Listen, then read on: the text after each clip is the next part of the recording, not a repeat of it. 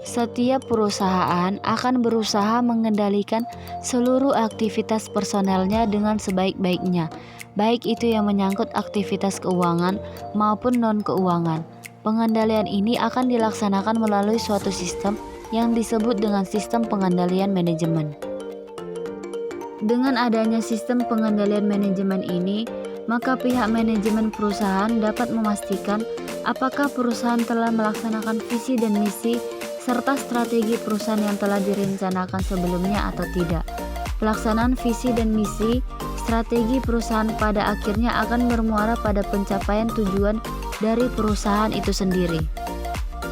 Balance scorecard sering digunakan sebagai alat ukur untuk mengukur kinerja karyawan pada perusahaan. Yuk kita simak mengenai balance scorecard. Check it out. Balance scorecard dapat digunakan sebagai alat pengukuran kinerja yang menekankan pada keseimbangan antara ukuran-ukuran strategis yang berlainan satu sama lain dalam perusahaan untuk mencapai keselarasan tujuan sehingga mendorong karyawan perusahaan demi kepentingan perusahaan. Pengukuran kinerja dengan rangka balance scorecard. Sistem manajemen kinerja terpadu dengan rangka balance scorecard. Sistem manajemen kinerja terpadu adalah sistem manajemen strategi yang difokuskan untuk meningkatkan kinerja personel dalam melipat gandakan kinerja keuangan perusahaan berjangka panjang. Sistem perencanaan kinerja terdiri dari 1. Perumusan strategi, 2. Perencanaan strategi, 3. Penyusunan program, 4. Penyusunan anggaran. Yang B. Sistem pengelolaan kinerja. Di sini kinerja personel dinilai, dianalisis dan dikembalikan kepada personel dan diberi penghargaan. Setiap karyawan yang melakukan pekerjaannya dengan baik, maka akan diberikan reward kepada karyawan tersebut.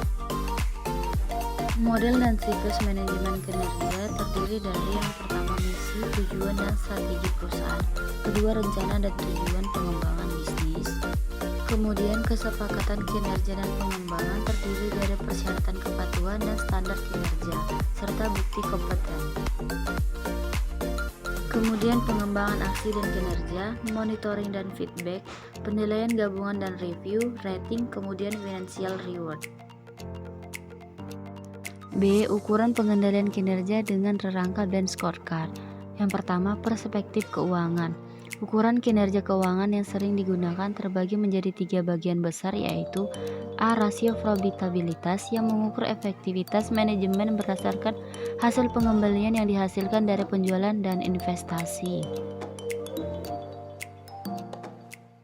B. Rasio pertumbuhan yang mengukur kemampuan perusahaan untuk mempertahankan posisi ekonomisnya dalam pertumbuhan perekonomian dan dalam industri atau pasar produk tempat beroperasi.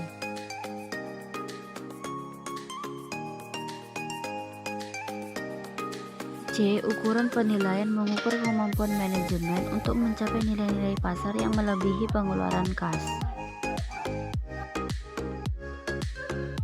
Ukuran kinerja keuangan menunjukkan apakah strategi, sasaran strategi, inisiatif strategi, dan implementasinya mampu memberikan kontribusi dalam menghasilkan laba bagi perusahaan. Ukuran keuangan umumnya diwujudkan dalam profitabilitas, pertumbuhan, dan shareholder value.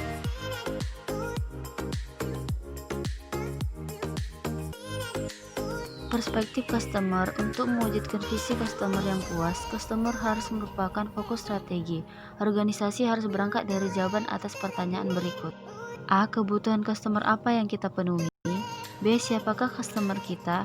C. Dalam bisnis apa kita memuasi kebutuhan customer? 3. Perspektif proses bisnis intern. Setelah dirumuskan sasaran strategi dari perspektif customer, pertanyaan berikutnya yang perlu dijawab, apa yang terbaik kita lakukan untuk memuasi kebutuhan customer kita? Untuk menjawab pertanyaan itu, dirumuskan sasaran strategi untuk pembangunan 3 macam proses bisnis intern sebagai berikut. A. Proses inovasi. B. Proses operasi. C. Proses layanan pasca penjualan. Proses bisnis intern merupakan rangkaian aktivitas yang digunakan oleh organisasi untuk menghasilkan produk dan jasa bagi customer.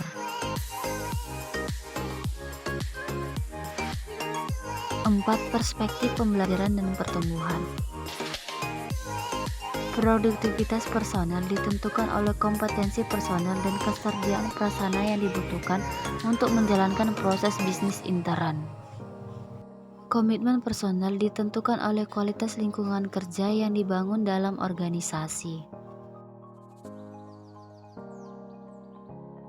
Adapun teknik yang digunakan untuk mengukur kinerja menggunakan sistem Balanced Scorecard berdasarkan perspektif keuangan.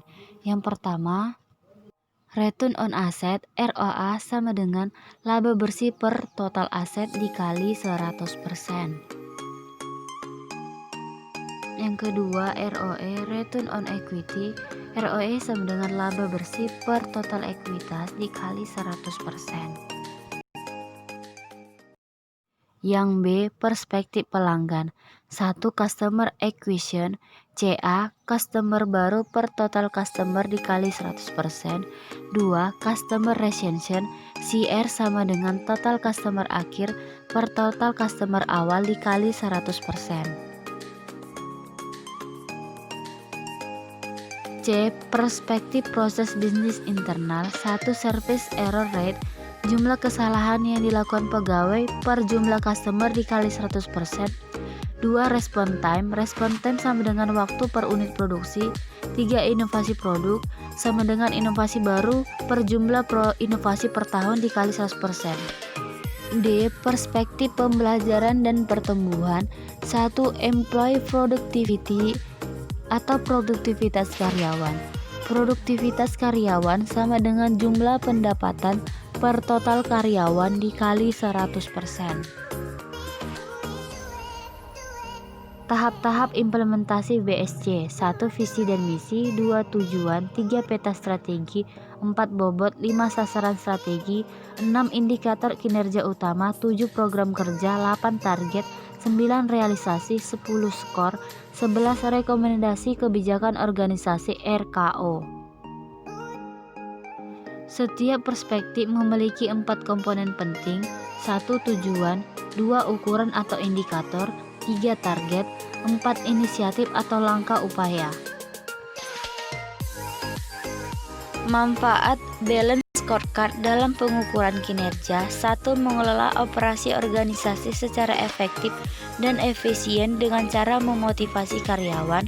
2. Membantu pengambilan keputusan dalam hal promosi, pemberhentian dan mutasi serta lain-lain.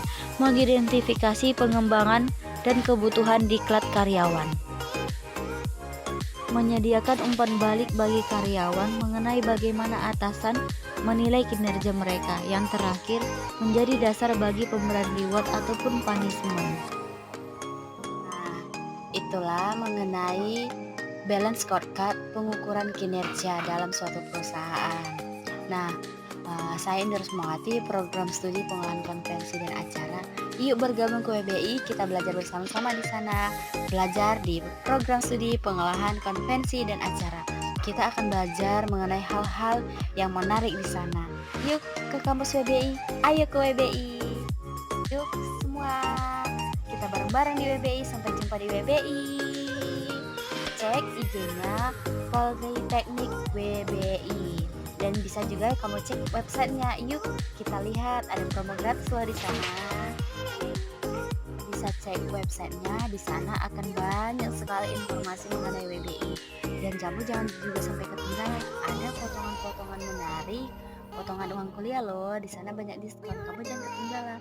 Swipe terus ya informasinya, kamu jangan ketinggalan.